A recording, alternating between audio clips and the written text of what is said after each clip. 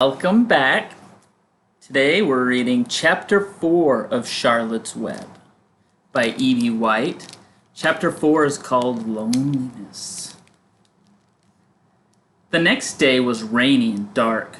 Rain fell on the roof of the barn and dripped steadily from the eaves. Rain fell in the barnyard and ran in crooked courses down into the lane where thistles and pigweed grew.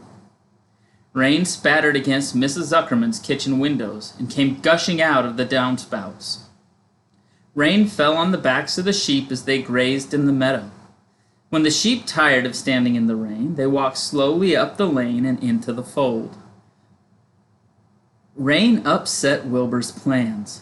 Wilbur had planned to go out this day and dig a new hole in his yard.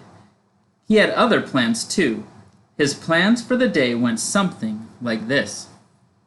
Breakfast at 6:30, skim milk, crusts, middling bits of donuts, wheat cakes, and drops of maple syrup sticking to them, potato skins, leftover custard pudding with raisins, and bits of shredded wheat.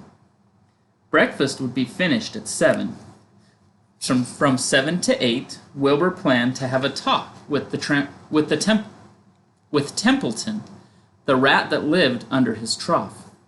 Talking with Templeton was not the most interesting occupation in the world, but it was better than nothing. From 8 to 9, Wilbur planned to take a nap outdoors in the sun. From 9 to 11, he planned to dig a hole or trench and possibly find something good to eat buried in the dirt. From 11 to 12, he planned to stand still and watch flies on the boards, watch bees in the clover, and watch swallows in the air. 12 o'clock, lunchtime. Middlings, warm water, apple parings, meat gravy, carrot scrapings, meat scraps, stale hominy, and the wrapper off a package of cheese. Lunch would be over at 1. From 1 to 2, Wilbur planned to sleep. From 2 to 3, he planned to scratch itchy places by rubbing against the fence. From 3 to 4, he planned to stand perfectly still and think of what it was like to be alive and to wait for Fern. At 4 would come supper, skim milk, provender, leftover sandwich from Lurvy's lunchbox, prune skins, a morsel of this, a bit of that, fried potatoes, marmalade drippings, a little more of this, a little more of that, a piece of baked apple, a scrap of upside-down cake. Wilbur had gone to sleep thinking about these plans. He awoke at 6 and saw the rain, and it seemed as though he couldn't bear it. I get everything all beautifully planned out, and it has to go and rain, he said. For a while he stood gloomily indoors. Then he walked to the door and looked up. Drops of rain struck his face. His yard was cold and wet. His trough had an inch of rainwater in it. Templeton was nowhere to be seen. "Are you out there, Templeton?" called Wilbur. There was no answer. Suddenly, Wilbur felt lonely and friendless. "One day, just like another," he groaned. "I'm very young. I have no real friend here in the barn. It's going to rain all morning and all afternoon, and Fern won't come in such bad weather. Oh, honestly." And Wilbur was crying again, for the second time in 2 days. At 6:30, Wilbur heard the banging of a pail. Lurvy was standing outside in the rain, stirring up breakfast. "Come on, pig," said Lurvy. Wilbur did not budge. Lurvy dumped the slops, scraped the pail, and walked away. He noticed that something was wrong with the pig. Wilbur didn't want food. He wanted love. He wanted a friend, someone who would play with him. He mentioned this to the goose, who was sitting quietly in a corner of the sheepfold. "Will you come over and play with me?" he asked. "Sorry, Sonny, sorry," said the goose. "I'm sitting on my eggs. 8 of them. Gotta keep them toasty warm. I have to stay right here. I'm not flibberty-ibberty-gibbet. I do not play when there are eggs to hatch. I'm expecting goslings."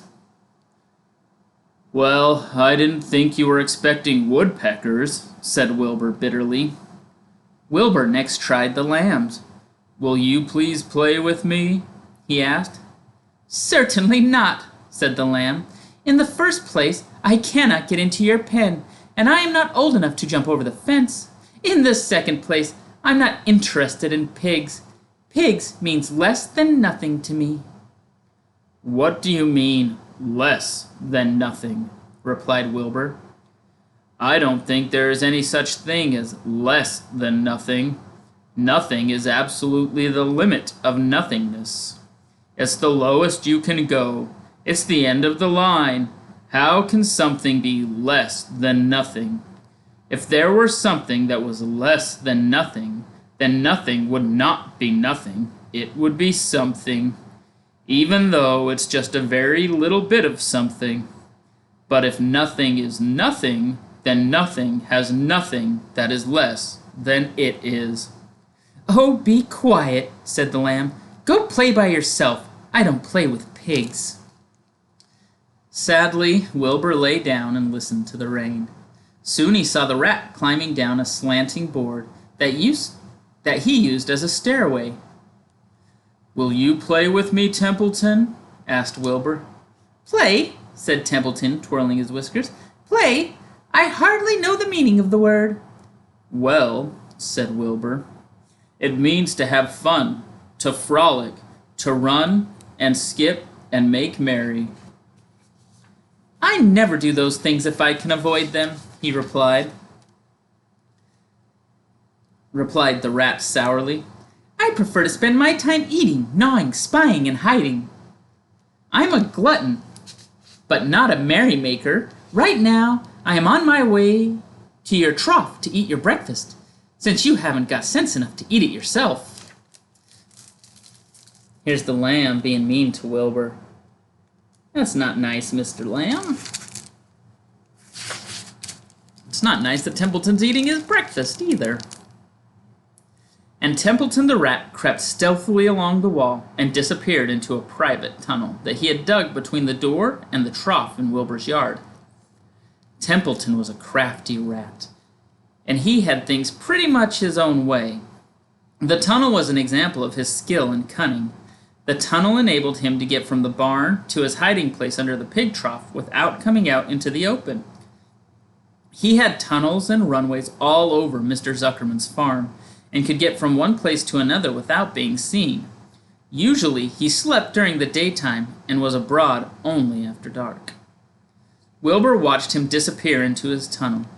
In a moment he saw the rat's sharp nose poke out from underneath the wood trough. Cautiously, Templeton pulled himself up over the edge of the trough. This was almost more than Wilbur could stand. And this dreary, rainy day to see his breakfast being eaten by somebody else. He knew Templeton was getting soaked out there in the pouring rain, but even that didn't comfort him. Friendless, dejected, and hungry, he threw himself down in the manure and sobbed.